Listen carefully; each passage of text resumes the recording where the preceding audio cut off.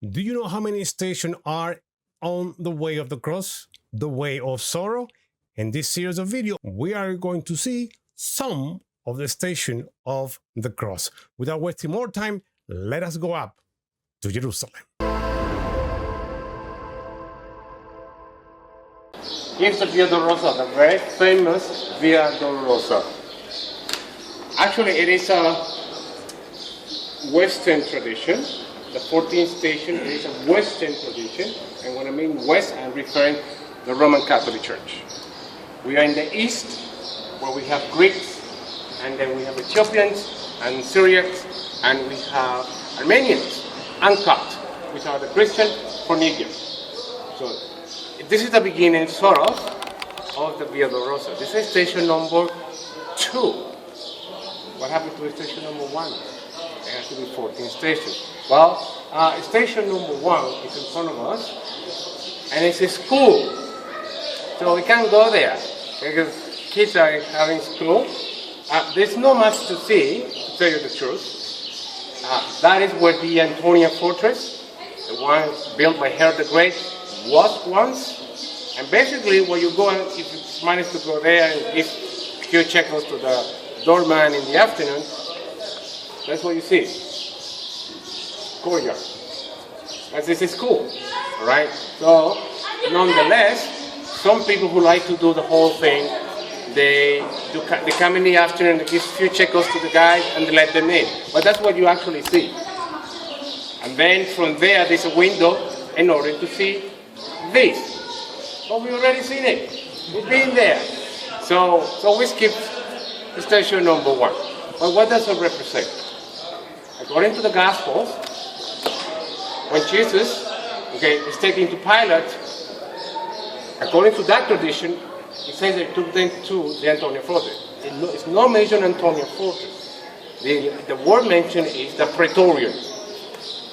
And the question is, where's the Praetorium? Is the Praetorium in the Antonia Fortress, or is the Praetorium where Herod the Great Palace used to be? If you say it's over there, and then we are in the wrong place there.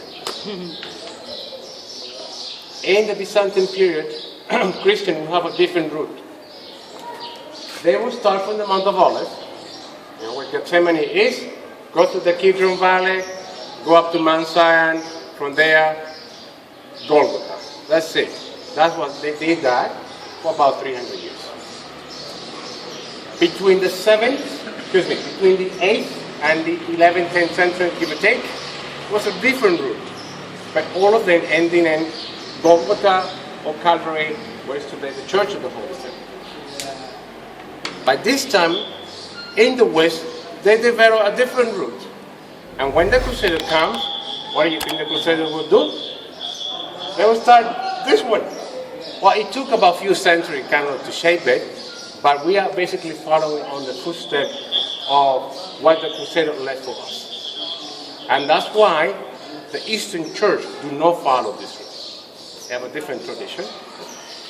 That's why if you go to any Catholic church in the world, on the walls, you see 14 stations. So, station number 1, that's where Pilate will condemn Jesus. This is station number 2. Now, station number 2 have 2 chapels. And this is the only station with 2 chapels. The station of flagellation, built by a very famous architect from Italy. His name was Barlucci. Barlucci built a few churches, or designed a few churches here in the Holy Land. This was done in the 20s. It's built upon the foundation of what the Crusaders had there before. A lot of these places have been rebuilt upon ruins of what previous were. I mentioned the sanctity of place, they are not forgotten. So, that's the chapel of the flagellation. Inside you have stained glass, representing Pilate kind of washing his hands and then handing over Barabbas. No, Jesus instead of Barabbas, and that is the chapel. This one is another chapel called the chapel of where Jesus takes his cross. Again, it's very small. However, on the basement It's an original stone from the 2nd century. Why am I mentioning the 2nd century? Because we are not standing on ground level. Okay? When Jerusalem, it's a beauty, isn't it? When Jerusalem is rebuilt and on the 2nd century, they will pave the city, and that's part of that pavement. Actually, we're going to walk on part of that pavement in this section of the city. So that's what these two chapels represent.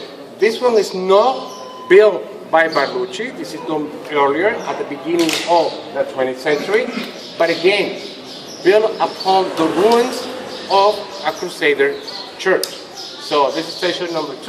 So let's keep on, have a look quick, and then we continue. All right, my friend, if you reached this far, thank you so much. We hope that these videos are beneficial for you. If that is the case, then consider to do like as well. If you haven't subscribed and you want to see more content like this, don't forget to do so. Once again, my name is Javier. I'm usual super guy from here, from the land of the Messiah, and I hope to see you on these videos. Shalom.